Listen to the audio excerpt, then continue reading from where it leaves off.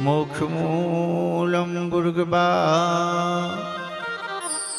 खण्डमण्डलाकारं व्याप्तं येन चराचरं तत्पदं दर्शितं येन तस्मै श्रीगुरुवे नमः। तस्मै श्रीगुरुवे नमः। कृष्णाय वासुदेवाय देवकी नंदनाय च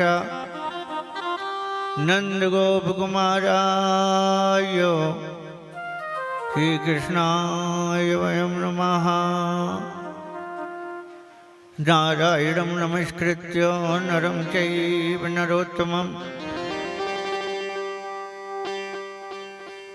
देवीं सरस्वती व्यासं ततो जयमुदीरयेत्। वंशी विभूषितकरान्नवनीरदाभात् पीताम्बरादरुणबिम्फलाधरोष्ठात् पूर्णेन्दुसुन्दरमुखादरविन्द्रनेत्रात् कृष्णात् परं किमपि दत्तमहं न जाने। देयं सदा मर्वमाग्नमभीष्टदोहं तीर्थास्पदं शिवविरञ्जनिदं शरण्यं वृत्यार्तिहं प्रणतिपालमवाग्विभूतं वन्दे महापुरुषदे चरणारविन्दम्।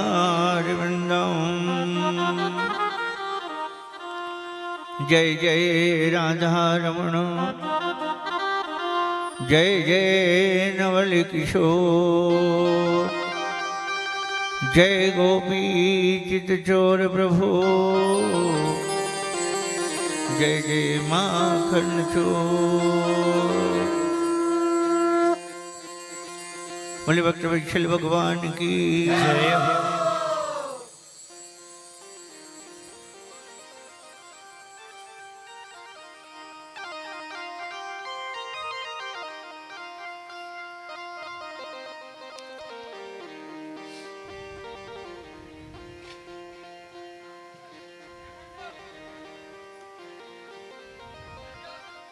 अभी एक ही आरती कर लेंगे शाम की, है ना?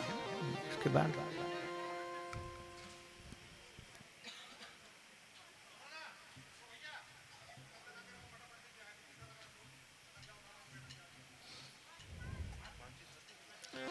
नहीं, अभी थोड़ा सा पुराण की पूजन कर लें, आरती एक साथ कर लेंगे, है ना? क्योंकि लोग सब जाने का मन है लोगों को। कौन? नहीं अभी आ रहे हैं तो पूजन करेंगे। हाँ जी।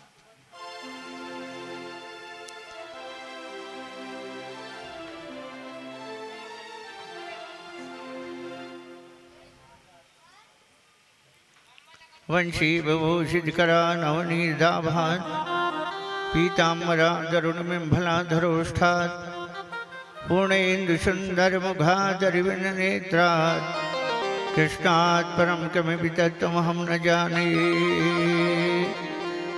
श्री प्राण पुरुषोत्तमाय नमो नमः। सर्वोपचारार्थे गन्धाक्षतपुष्पाणि समर्पितं मा कृष्णाय वासुदेवाय देवकी नंदनाय च नन्दगोपकुमाराय श्रीकृष्णाय वयं नमः।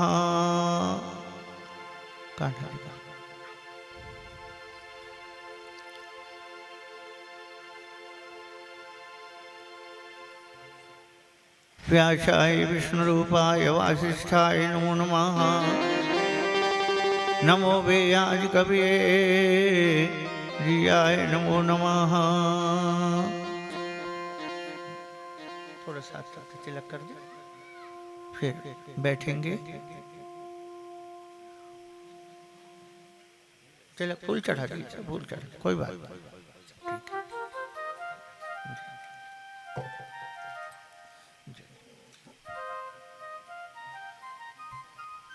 बैठिए, आप लोग आरती उपसंहार में कथा में अंत में करेंगे, है ना?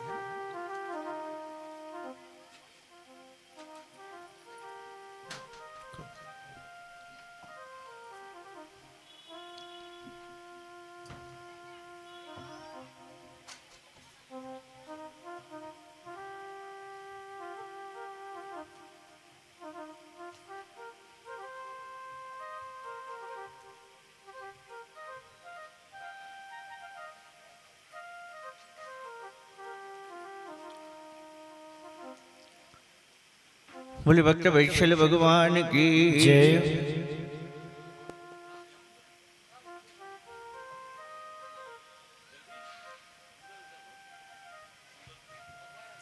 इसको थोड़ा सा चालू कर दें, गर्मी बहुत है ना ये वाला। इधर घुमा दीजिए थोड़ा सा, देखना।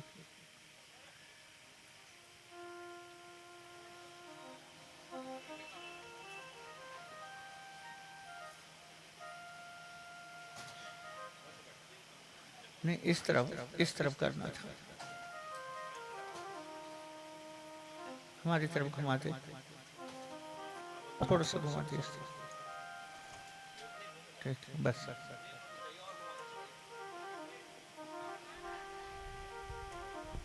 चलिए बस, बैठ।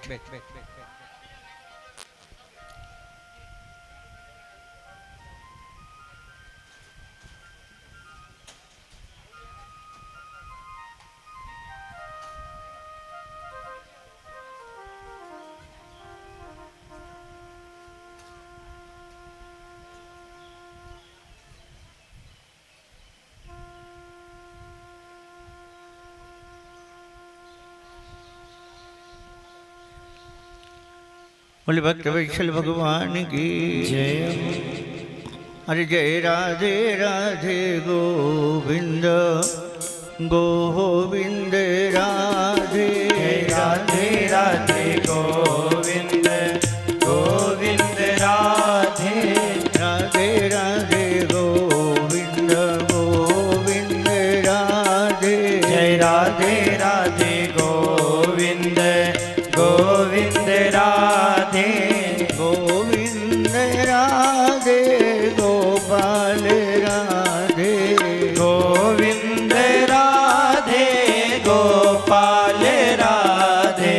राधे राधे गोविंद गोविंद राधे। जय राधे राधे गोविंद गोविंद राधे। राधे राधे गोविंद गोविंद राधे। जय राधे राधे गोविंद गोविंद राधे।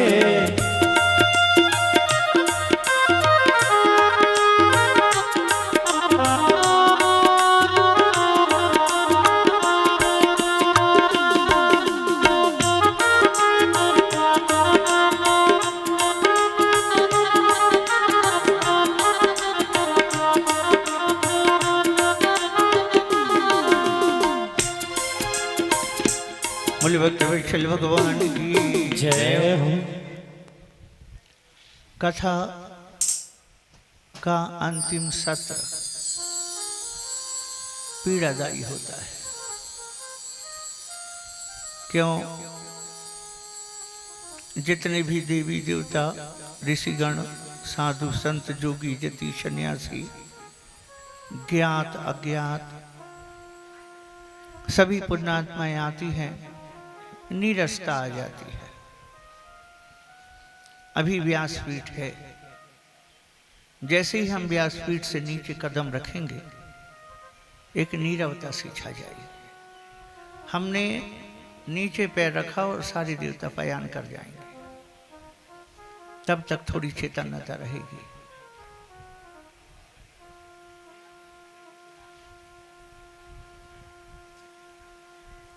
कल अंतिम सत्र की कथा चल रही थी। क्या थी कल? बहुत सुंदर सुदामा चरित्र। चरित्र क्यों कहते हैं इसको? वास्तव में सुदामा का जो चरित्र है वो स्मरणीय है। भगवान के नाम पर पूरी जिंदगानी लगा दी। उस एक अकेले को देखें। कल निवेदन किया गया था व्यासपीठ से,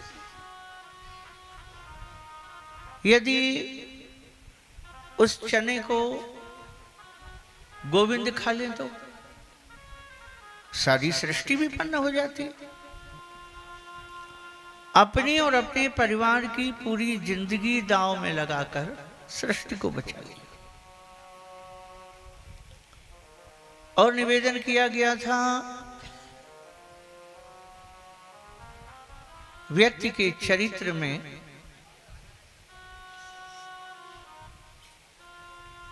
शक्ति होती है दुनिया को झुकाने की, वरना सुदामा की क्या औकात थी कृष्ण से पैर धुलाने की।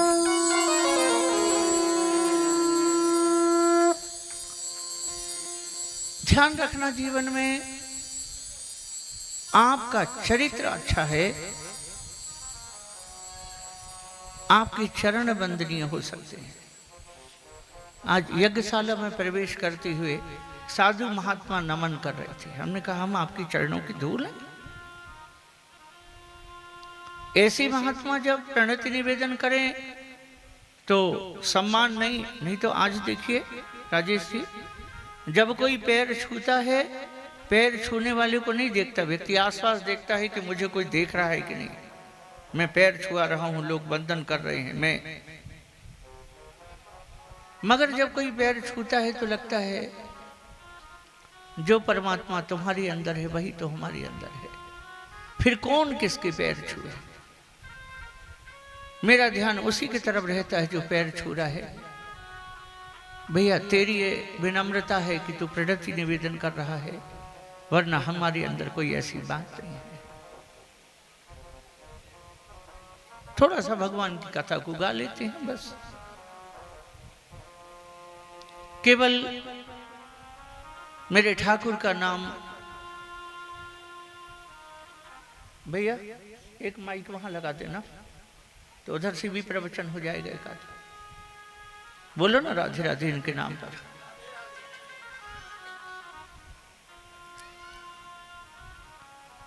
कितनी मुश्किल से तो भगवान में मन लगता है। ये जो बैठे हैं ये कोई निठल्ली व्यक्ति नहीं है, सबका अपना अपना महत्वपूर्ण काम है। किसी का घर का, किसी का व्यापार है, किसी का जॉब, किसी का, मगर एक कष्ट की निवृत्ति जीवन में कदाचित हो जाए, किसी एक संत का कहना पूरा हो जाए, हम उसके आदेश पर खड़े उतर सकें। इसलिए सारे के सारे लोग काम काज छोड़ करके बैठे हैं आज 10 दिन से।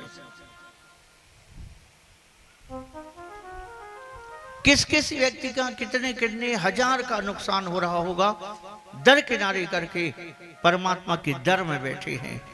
और क्या चाहिए।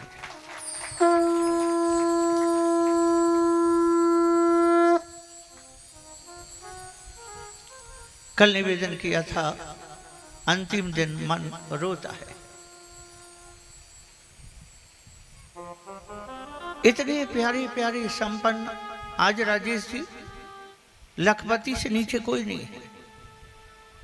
एक एक व्यक्ति को मजदूर वर्ग भी है तो 1.5 लाख का मकान तो सरकार दी है। एक मजदूर भी लखपति से कम नहीं है। आज इतना वैभव है लोगों के पास, मगर खाकपति की तरह परमात्मा की शरण में है।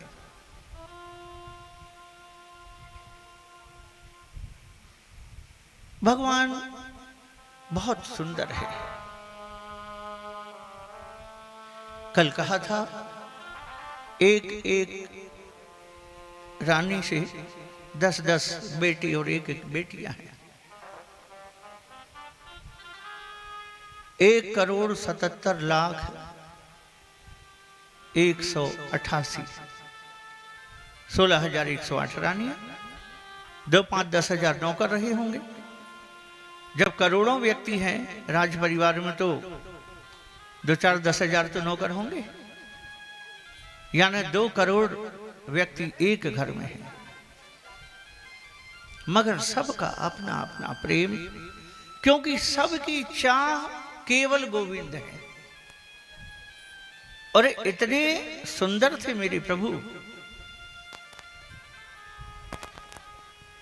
भगवान का विवाह रुक्मिणी से हुआ, उनका बेटा प्रद्युम्न है। प्रद्युम्न का विवाह रति से हुआ, फिर उनके बेटी हुए अनिरुद्ध, उसका विवाह बाणासुर की बेटी उषा से हुआ। भगवान की नत बहू आ गई, मगर इतने सुंदर थे भगवान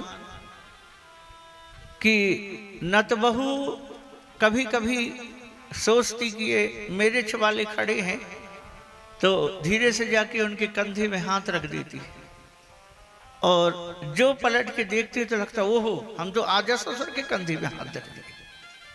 यानी भगवान आजा ससुर होने के बाद भी 16 ही साल के लगते थे, इतने सुंदर थे गोविंद।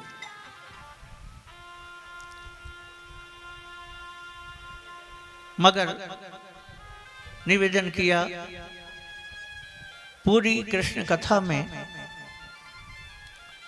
कहीं पर भगवान सिर में हाथ रख के नहीं बैठे, हाय दैया अब हम क्या करें, है ना।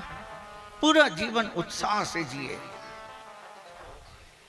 उस समय भी जब द्वारका में 16,108 रानियां हैं, उतना ही मुख प्रसन्न जितना सोने की बनी द्वारिका समुद्र में डूब रही थी, तब भी उतने ही प्रसन्न थे। सुख में कटे या दुख में बसर हो, जीना तो हर हाल में होगा, आनंद से जियो। इस उम्मीद के सहारे जियो कि अभी दुख है कल सुख आएगा। ऐसे जीवन जीना चाहिए। द्वारिका सोने की है, धन की कमी नहीं है। भगवान के वंशज हैं तो रूप लावण्य की कमी नहीं है, सुंदरता की। और कृष्ण के वंशज हैं तो ज्ञान की कमी नहीं है। और व्यासपीठ से निवेदन किया गया था, जब व्यक्ति की गाड़ी में पेट्रोल हो, मोबाइल में बैलेंस हो, और वो जरा सा सुंदर हो तो बिगड़ने में समय नहीं लगता। अच्छे घर के बच्चे जल्दी बिगड़ते है ना। बोलो ना राधे राधे। प्यारे भगवान, यद्यपि बाहर ये बात कहना मना है, मगर भगवान के जो वंशज हैं कुछ कुछ उद्दंड हो गए हैं। कभी कभी भगवान की बात को भी अनसुनी करने लगे हैं। आप देखें, जीवन में पहली बार कोई गलती करने जाए, एक अंदर से आवाज उठती है कि नहीं ये ठीक नहीं है, नहीं करना चाहिए। चाहे चरित्र पतन की बात हो, चोरी की बात हो, या कोई भक्षा भक्ष की बात हो। सामान्य व्यक्ति कोई यदि मांस मदिरा का सेवन करे, पहली बार उठता है नहीं नहीं करना चाहिए मुझे, पहली बार गलती करते समय। ये विरोध करने की आवाज बहुत तेज होती है, मगर उस आवाज को ना सुन करके जब व्यक्ति तब भी अपराध कर लेता है, तो दूसरे बार ये आवाज बहुत कम हो जाती है। तीसरे चौथे बार फिर वो आवाज सुनाई देना बंद हो जाती है। एक बार कोई चरित्र से गिर जा, कोई नारी पर पुरुष का संयोग करने लगे, पुरुष पर स्त्री गमन करने लगे, पहली बार में उसकी आत्मा की आवाज उठती है, प्यारी मत करो, इसका परिणाम गलत होगा। मगर जब ये चरित्र पतन हो गया, तो फिर बार बार चरित्र गिरने में आवाज मद्दी पड़ जाती है। भगवान ने देखा ये बच्चे उद्दंड हो गए। एक दिन बुलाया सारे वंशजों को, देखो तुम द्वारिका में हो, धन की कमी नहीं है, मेरे वंशज हो, रूप की कमी नहीं है,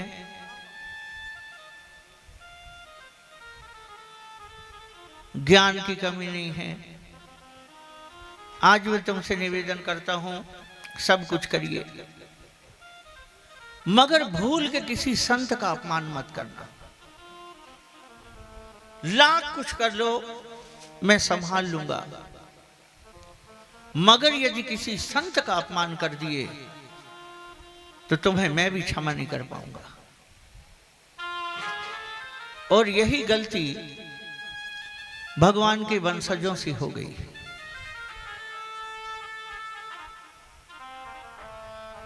सत्यभामा का बेटा साम, वो बिल्कुल गोरा चिकना, देखने में जरा लड़की जैसा लगता था, मासूम क्यूट। आज भगवान के वंशजों ने इसको पहनाया साड़ी, और वो बच्चों के खेलने वाला छोटा सा मूसल उसके पेट में बांधा साड़ी के अंदर। और भगवान कृष्ण द्वारिका में थे तो समुद्र के किनारे वहां अनेक साधु संत, कभी प्रभु घूमते फिरते आएंगे तो इनका दर्शन होगा। साक्षात भगवान यहां विराजमान है। हम उनके क्रीड़ा कंदु को देखेंगे, लीला को देखेंगे तो बहुत एक संत तपस्यारत थे। ये अमरकंटक भी तपोभूमि है। मैं नित्य प्रति गीता का पाठ करता हूं। आज मैं पढ़ रहा था तो इस श्लोक में आया सिद्धाणाम कपिलो मुनि। सिद्धों में सबसे प्रख्यात सिद्ध यदि कोई है तो वो कपिल मुनि है, जिनके नाम से कपिल धारा बना है। कपिल ऋषि ने तपस्या करी है। यहां पर मंत्र जब तब साधना से सिद्धि बहुत जल्दी मिलती है। ये सिद्ध क्षेत्र है। प्यारे साड़ी पहनाया, बच्चे को घूंघट काढ़ा, और संत एक तपस्यारत थे समुद्र किनारे। उसके पास जाके कहते हैं, बाबा ये ना हमारे घर की नई बहू है, ये पेट से है, गर्भ से। ठिठोली करने पहुंची संत की। बाबा बताओ ना, बेटा होगा कि बेटी होगी? ये पेट से है। संत नेत्र खोल करके देखिए, लगते तो द्वारकाधीश के वंशज है और ठिठोली करने आए हैं। तब नेत्र बंद करके ध्यान किया, नेत्र खोल करके बोले, तुम लोग संतों का मजाक उड़ाने आए हो। इसका ना बेटा होगा ना बेटी होगी। इसके पेट में जो मूसल बांध के लाए हो उससे तुम्हारे कुल का जरूर सत्यानाश होगा। पूरा कुल तुम्हारा चला जाएगा, पतन हो जाएगा। संत का श्राप मिल गया। और वृथा न होई देव ऋषि वाणी। देवताओं की वाणी, ऋषियों की वाणी व्यर्थ नहीं होती। छोटी छोटी चीजें आप आजमाते हो। किसी का पर्स गुम गया तो पूछने चले गए, बताओ। माँ उसको भी कह देती है किसी को दे दिया है। छोटी छोटी बातें रोज आजमाते, ये सिद्धियां हैं। कोई हमसे पूछने आए तो नहीं बता पाएंगे, मगर उसे सब पता है। कौन व्यक्ति आया है बारात में, गाड़ी से उतर के नीचे गया है, वो पड़ा है, जल्दी जाके देख लो। नहीं देखिए, केसलपुर की सुखदेव तिवारी नीचे चले गए थे, राजा के पिताजी। उन्होंने संकेत कर दिया। अब वो तुम्हारा हाथ थोड़ी पकड़ाएंगे चल के किलो। ये सिद्धियां है। कैसे मिलती है? मन की निर्मलता से। साधना तपस्या करते करते जब मन निर्मल हो जाता है तो सारी चीजें दृश्यमान हो जाती हैं।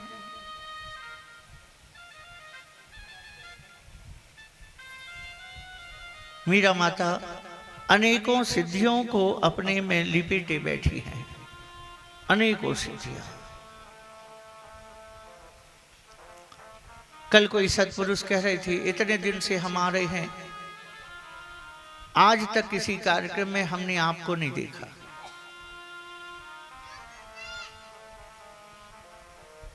अब उन्हें क्या समझाएं कि हमें कार्यक्रम में आने की आवश्यकता नहीं है। जब माई का मन करता है वो हमसे मिल लेती है, जब हमारा मन करता है हम उससे मिल लेते हैं। 16 वर्ष से शरीर ने धीरे धीरे तपस्या करी हिमालय में। गुरुदेव के आश्रम में नैनीताल में शरीर छोड़ करके मंडला के नर्मदा तट में घूमते थे। शरीर नैनीताल में पड़ा है और दूसरे शरीर से मंडला में घूम रहे हैं। क्या मस्ती है। सामान रख दिया, लो stop it, I just come in within 10 minute. हो जाता है, योग निद्रा कहते हैं इसे। धीरे धीरे शरीर की ऊर्जा को खींच करके नाभि तक लाओ, फिर बाएं हाथ से खींचो, कंठ तक लाओ, फिर दाहिने हाथ से खींचो, यहां तक लाओ, यहां से उठा के आज्ञा चक्र तक ले जाओ, शरीर को कवच कर दो और घूमने निकल जाओ। तुम रुकना, हम आते हैं। तब तो मोबाइल भी नहीं था कि अंजनिया आश्रम से निकले, उसे कैसे मालूम कि हम आ रहे हैं। 2 किलोमीटर पहले जाके इंतजार करती थी, आज कोई भद्र पुरुष मेरे आश्रम आ रहा है।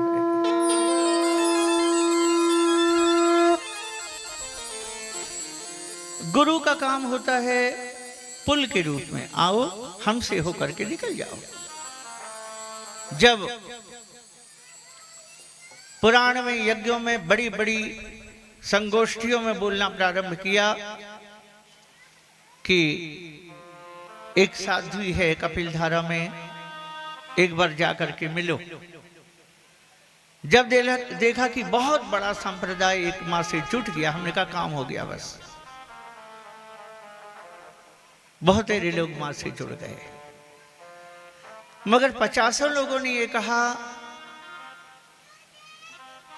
15-15, 20-20 साल हो गया आते, और हमने सैकड़ों बार आपका नाम सुना है माँ के मुख से, मगर देखने को आज मिले।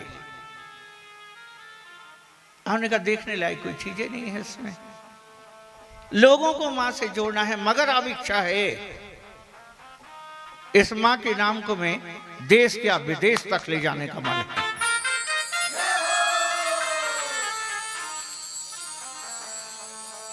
आज इस ब्रजवासी रस के प्रसारण से लाखों व्यक्ति देख रहा है, उसकी सिद्धियों के बारे में जान रहा है। अब उसे लेकर के जनमानस में, क्योंकि तब ऐसा ना हो कि बहुत देर हो जाए, लोग उसको जाने और जान करके माने। बोली भक्त वत्सल भगवान की जय।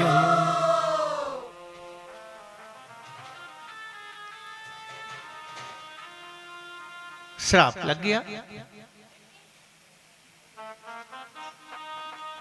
सारी चीजें द्वारकाधीश को बता दी जाती थी, मगर इतना बड़ा श्राप लगा भगवान को बिल्कुल नहीं बताया गया। क्या बोले?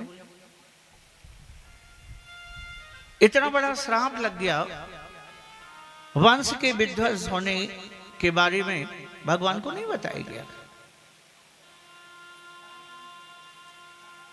ऋषि ने श्राप दे दिया, इससे न बेटा होगा न बेटी, किंतु जो लोहे का मूसल स्वामी इसके अंदर है, मूसल पूरे कुल के संहार का कारण बनेगा। इन्होंने लकड़ी को तो जला दिया, और जो मूसल में सामी रहती है नीचे एक छल्ला, उसे पत्थर में घिस घिस करके समुद्र में फेंका। पत्थर को घिस के फेंका तो एक घास बनी जिसका नाम था एर का। जैसे तलवार होती ना, दोनों तरफ, इधर चला दो तो काट देगा, इधर चला दो, 2 धारी तलवार कहती हैं उसको। उस के कारण 2 धारी तलवार बनी, एक घास बनी 2 धारी तलवार की तरह, जिसका नाम था एर का। भगवान यदुवंश के थे, तब तक यदुवंशों की संख्या हो गई थी 56 करोड़। भगवान के वंशज 56 करोड़ थे, मगर एक समय ऐसा आया कि सारे यदुवंशी आपस में लड़ लड़ के समाप्त हो गए। एक जाति का वैरी जात वाला होता है। हाथी जब निकलता है ना, कुत्ते भूखते हैं। मान लो कुत्ते की भाषा कोई जानता और पूछता। अच्छा, दो पक्ष हैं देखिए। हाथी जब निकलता है तो कुत्ते भूखते हैं और कुछ लोग हाथ जोड़ के खड़े होते हैं, जय भगवान गणेश जी महाराज जय। दो पक्ष हैं। हाथी को न कुत्ते से मतलब है और न हाथ जोड़ने वाले से मतलब है। अच्छा, कोई कुत्ते की भाषा जानता और उनसे पूछता कि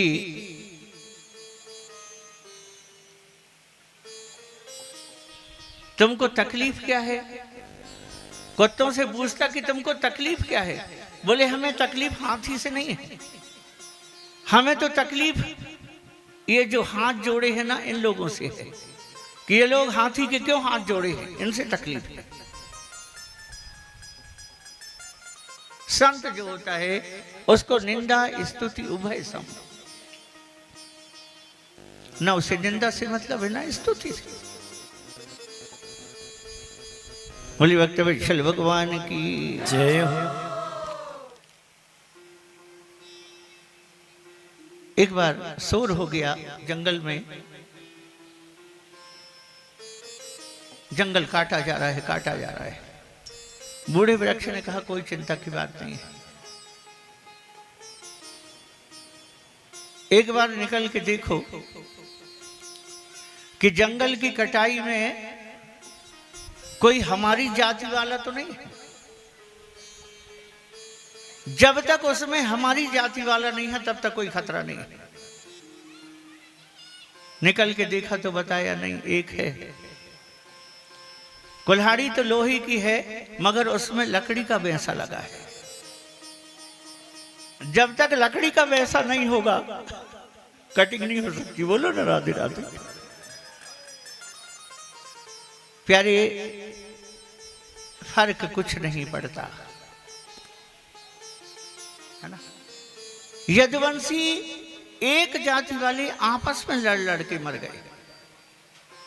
भगवान के वंशज ने वो ईंट का घास निकाला और दुधारी तलवार को आपस में चला के मार काट काट के मर गए सब। कुछ लोग बचे जिन लोगों की भगवान के प्रति आस्था थी। एक दिन भगवान अकेले निकले। राजा छत्र चमर आदि लेके निकलता है और निकल करके उपवन में पीपल के वृक्ष के नीचे लगभग अधलेटे ऐसे पैर झुका के पैर के ऊपर पैर रखा और हाथ रख करके आराम से लेटे।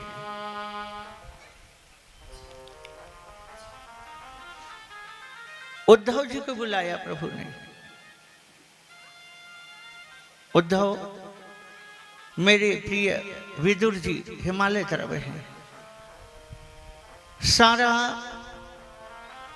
ज्ञान भगवान ने उन्हें दिया। जाओ जाके विदुर जी को कहना, मैत्रेय जी को कहना, आज के 7वें दिन ये द्वारका समुद्र में डूब जाएगी। पिता आदि से कहना कि द्वारिका को छोड़ दें। भगवान एक पैर के ऊपर दूसरा पैर करके लेटे हैं। एक व्याध आया शिकारी जरा नाम का, उसने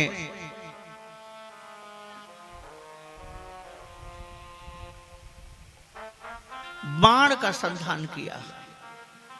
कमल के समान कोमल पैर थे मेरी गोविंद के। घुटने के ऊपर ऐसा पैर रख के भगवान अधलेटे हैं उसने दूर से बाण का संधान किया कि कोई मृग, छोटा से हिरण का कोई बच्चा ये गर्दन ऊपर किए बैठा है। बाण का संधान किया, प्रत्यंचा को खींचा, खींच करके ये बाण को भगवान के पैरों पर छोड़ना चाहता है। जहर से बुझा बाण। जैसे ही बाण को खींचा, सारे संसार के पुरुषों का प्रेम आकर के उस बाण की नोक पर लिपट गया। ये जितने संसार की नारियां हैं जिनको भगवान ने पुरुषों के बराबर स्थान दिया, सारे संसार की माताओं का प्रेम आकर के बाण के ऊपर लिपट गया। जितने दुखी दीन भगवान की कृपा के पात्र बने थे, सबका प्रेम आकर के बाण के ऊपर लिपट गया। बाण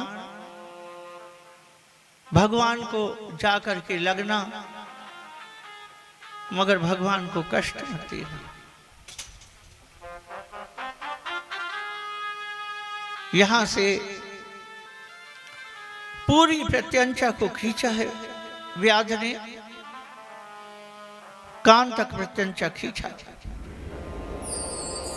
और जैसे ही हाथ ढीला हुआ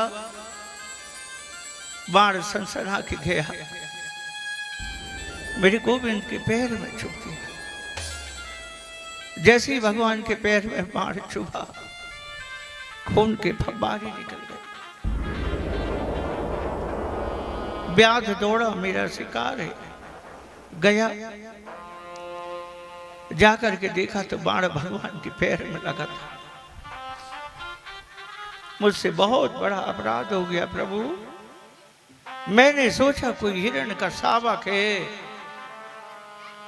मैंने बाण छोड़ा, आपको लग गया, मैं क्या करूं। भगवान तब भी मुस्कुरा रहे थे। जरा तू पिछले जन्म का बाली है, मैंने छुप करके तुझे बाण मारा था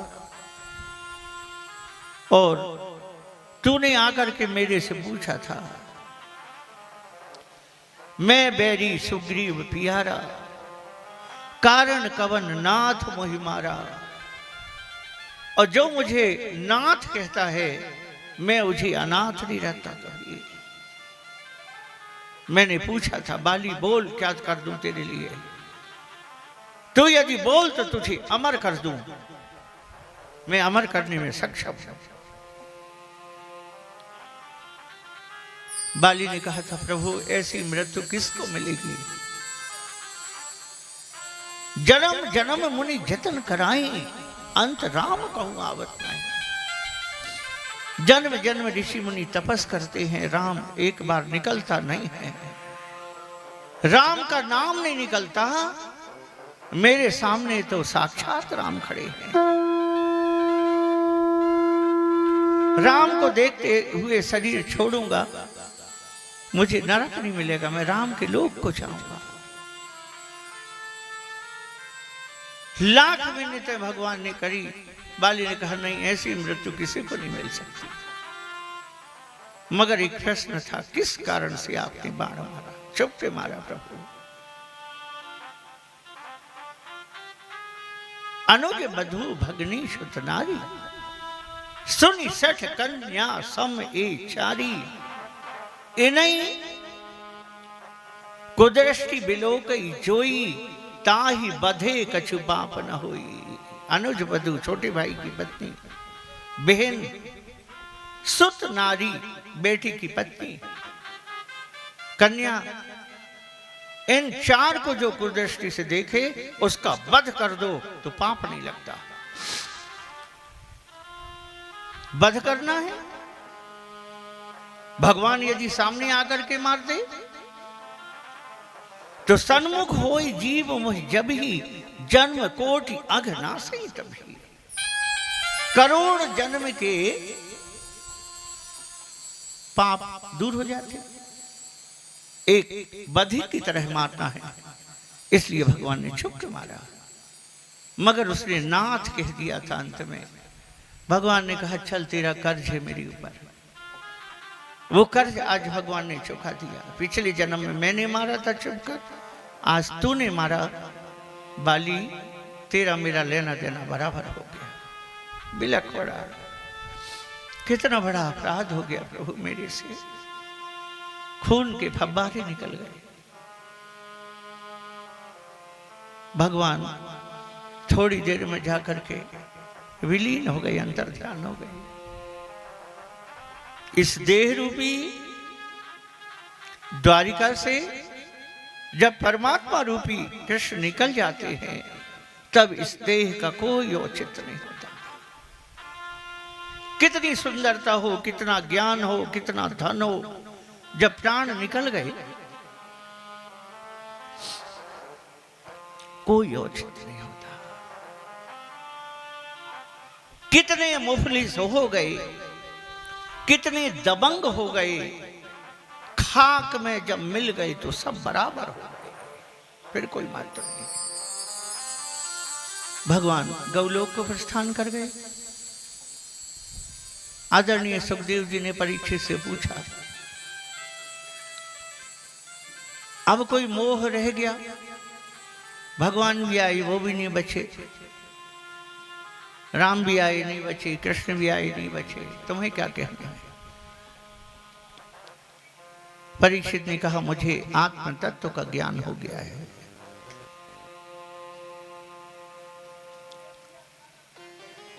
शरीर जन्म लेता है, शरीर मरेगा। आत्मा तो जन्म लेती ही नहीं है, तो आत्मा क्या मरेगी? नैनम छिन्दन्ति शस्त्राणि नैनम दहति पावका न चैनम क्लेदयन्तापो न शोषयति मारुतः।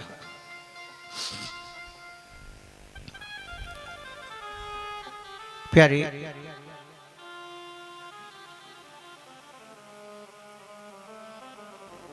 आत्मा अमर होती है, पैदा नहीं होती तो मरेगी क्या? तब फिर भी ऋषि के श्राप के कारण तक्षक आया। 7 मंजिली ऊपर परीक्षित हैं। ब्राह्मण का आशीर्वाद बनकर के दोने में प्रसाद भेजा। तक्षक कीड़ा बनकर के परीक्षित के पास तक पहुंचा। परीक्षित के हाथ में जब दोना आया तो सर्प के रूप में उपस्थित हुए। सर्प काटता, उसके पहले परीक्षित समाधि लगाकर अपने शरीर को छोड़ दिए, मुक्त हो गए, जीवन मुक्त हो गए। संसार तुमको छोड़े, उसके पहले अपने मन को इतना ऊंचा बना लो कि तुम संसार छोड़ने के लिए तैयार हो जाओ। मौत तू आजा, हम गले लगा लें, हम तो भगवान के चिर सेवक हैं, भगवान के लोक को चले जाएंगे। परीक्षित का मोक्ष हो गया। अंत में गीता सुनाई जाती है। कल गीता के संबंध में गीता मनीषी आए थे तो कहा था, गौ गंगा गीता गायत्री और गोपाल ये मोक्ष देने वाले। गीता का महत्व भी कल स्पर्श करने की कोशिश किया था। एक बार देवराज इंद्र गद्दी पर बैठे थे तो एक व्यक्ति आया और उसको देख करके अनायास इंद्र को घबराहट छूटने लगी। जैसे ही वो पास में आए तो देवराज इंद्र सिंहासन से गिर गए और व्यक्ति आकर के सिंहासन पर बैठे, देवताओं का राजा बन गया। इंद्र मारे मारे फिरने लगे। ब्रह्मा जी के पास गए, पूछा, पितामह वो व्यक्ति का क्या पुण्य रहा होगा? वो गद्दी पर सवार हुआ, मैं गद्दी से पतित हो गया। ब्रह्मा जी ने कहा, वो गीता का पाठ करता है। ब्रह्मा जी, रोज गीता पढ़ना चाहिए। आपके समझ में नहीं आएगी कोई बात नहीं। एक विचारक ने कहा था, आप गीता नित्य पढ़ें। गीता आपके समझ में ना आए कोई बात नहीं, सतत गीता पढ़ते रहिए, कुछ दिन में गीता आपको समझ लेगी। पढ़ते रहिए।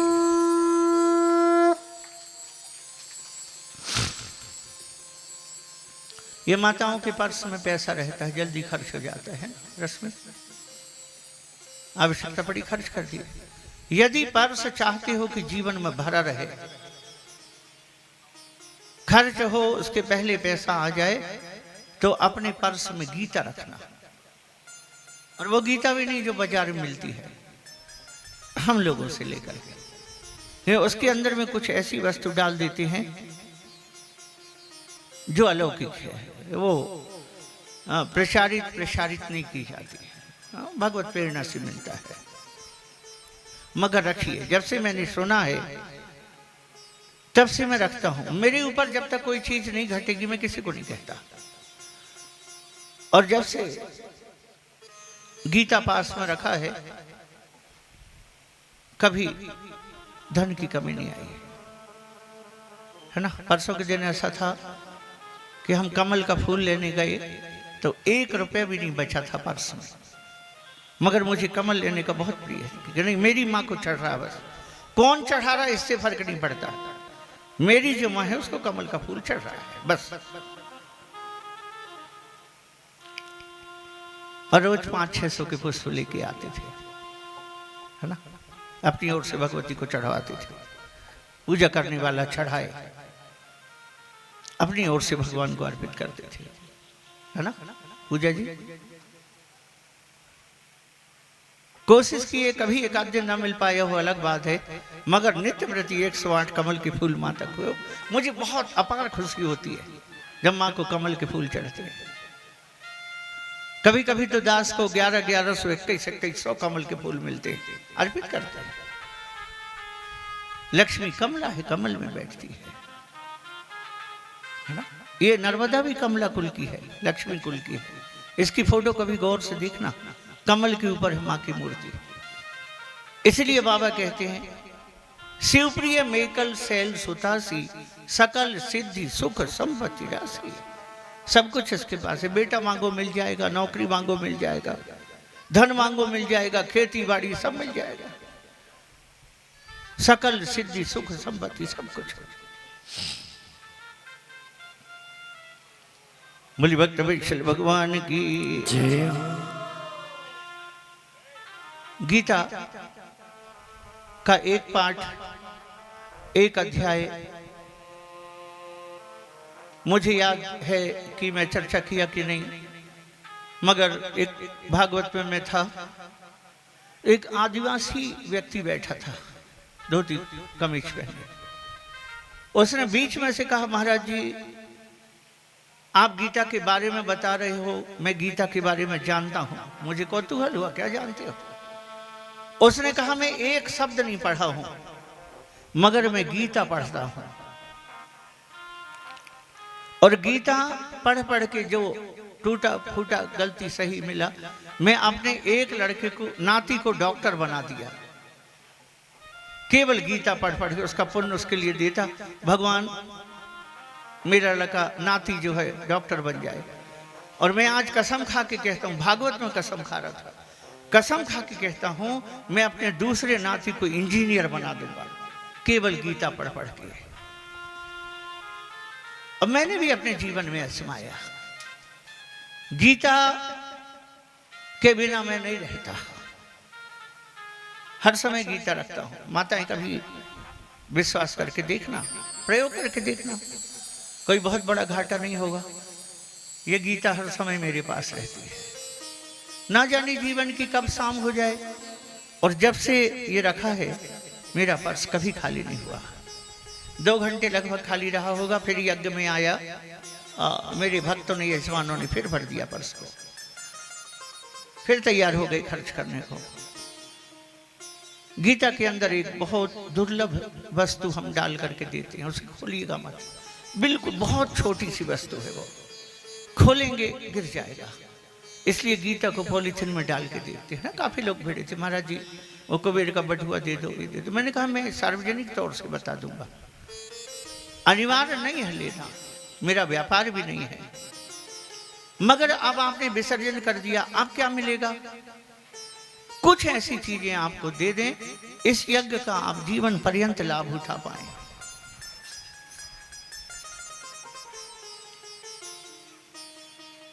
नहीं हो, ना समझ में आए तो कुछ दिन में वापस कर देना। बोलो ना राधे राधे।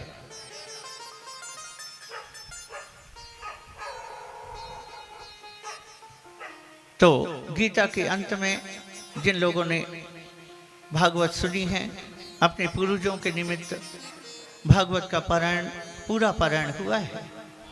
3 घंटे सुबह, 3 घंटे शाम के 5-6 घंटे में 7 दिन में पारायण हो जाता है। बहुत कम ऐसा होता है, मगर हमारे विद्वान ब्राह्मणों के द्वारा भागवत का भी पूरा पाठ।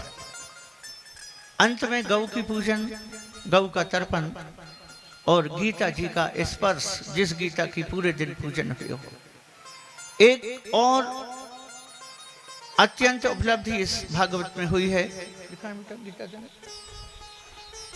एक बड़ी थाली में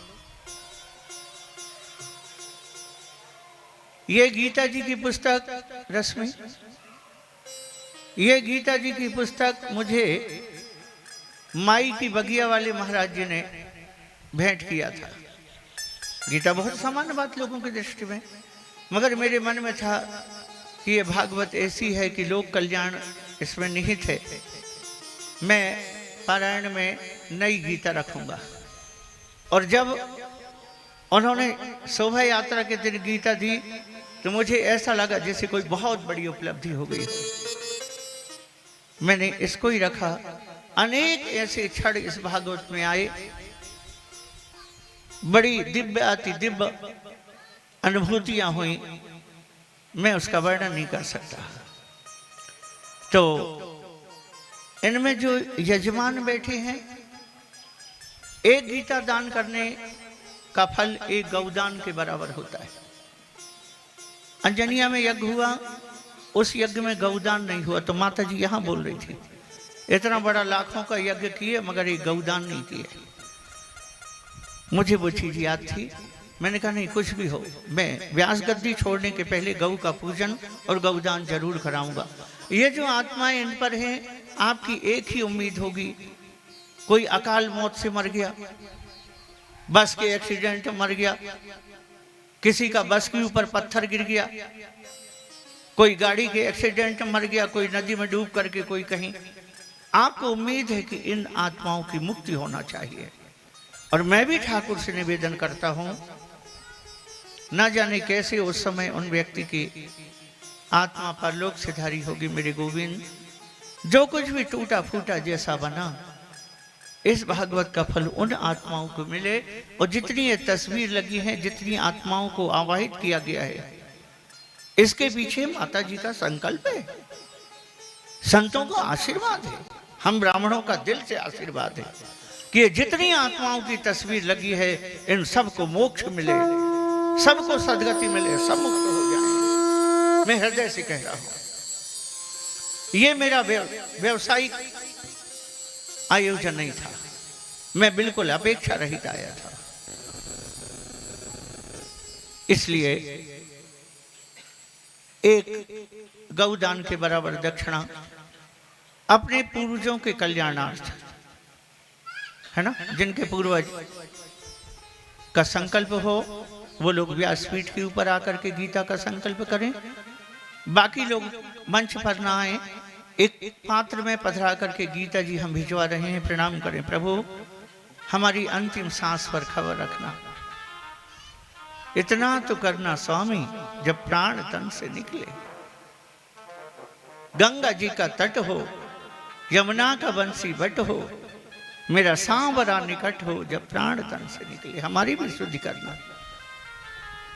इसलिए अपना मानसिक संकल्प करें, कुछ गौदान के निमित्त, उन पितरों के निमित्त, और गीता जी को स्पर्श करें, आत्मसात करें और कहें इन पूर्वजों की मुक्ति हो जाए। एक अकेला आयोजन करके माता ने कितनों को मुक्त कर दिया, और जो आत्माएं मुक्त होंगी वो फिर अपने संस्कारगत जन्म लेंगे। जिनके यहाँ संतान नहीं है, उनके यहाँ जन्म लेंगे। जिनका विवाह नहीं हुआ हो उनका विवाह हो, जिनका विवाह हो गया उनकी यहाँ संतति हो, जिनके बच्चे बड़े हो रहे हैं वो सद्मार्गी बने, अच्छे संस्कार वाले बने। अंतिम ये कृत, इसके बाद गौ माता को बुला करके गौ का पूजन। राघव है कोई एक व्यक्ति मंच पर आकर के गीता का संकल्प कर दे जो यजमान वर्ग में से हो, और गौ को बुला करके गौ का पूजन करेंगे, गौ को कुछ खाने के लिए दें।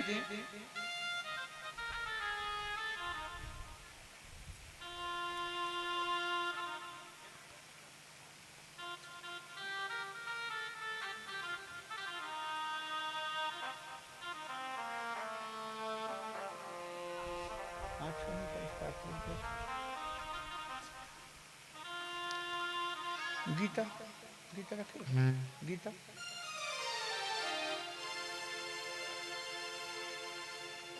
जिन लोगों को गीता चाहिए हो गीता भी इस समय ले सकते हैं, क्योंकि गीता इसके अंदर जो दिव्य वस्तु है, गीता को खोल के मत देखिएगा, वो पॉलीथीन के अंदर है, जिसकी दक्षिणा समूची प्रतिष्ठा आदि के सहित 150 रुपये है ना, क्योंकि फ्री में देंगे तो उसका महत्व आपकी समझ में नहीं आएगा।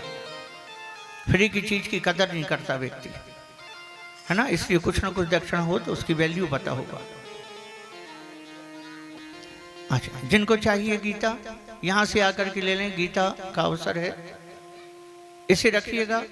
पॉलीथीन फटने लगे तो दूसरी पॉलीथीन में रख लीजिएगा, खोल के मत दिखेगा। ये छोटी सी गीता, पूरे 700 श्लोक इसमें हैं, और 150 रुपये की राशि भगवान को अर्पित करके ये गीता आप लोग अपने कल्याणार्थ ले सकते हैं। लेना अनिवार्य नहीं है, यदि अंदर से उठ रहा हो तो लीजिए। शुद्धि हो अशुद्धि हो, गीता अशुद्ध नहीं होती।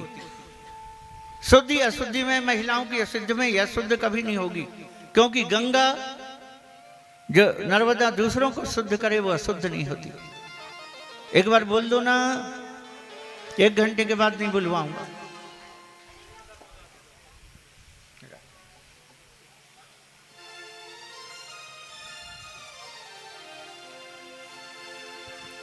फूली बांके बिहारी लाल की जय हो।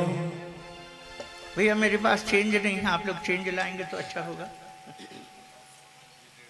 ठीक है, देवी जी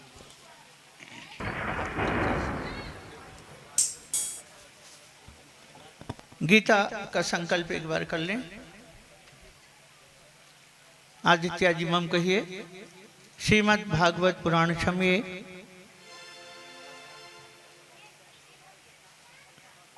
अनंत जीवानाम मोक्ष प्राप्त्यर्थम इदम गीता दानम तुभ्य अहम संप्रदते। अच्छा, फिर गौ माता को बुला लेंगे। गौ माता को थोड़ा सा पूजन करके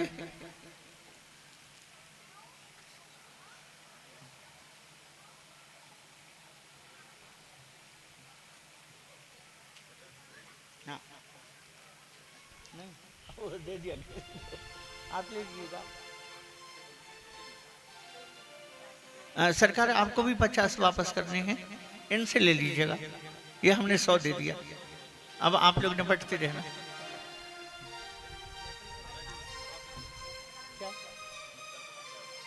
नहीं, गौ आई तब तो, हाँ गौ की मूंछ पकड़ के करेंगे ना। हाँ हाँ, हाँ बंद कर।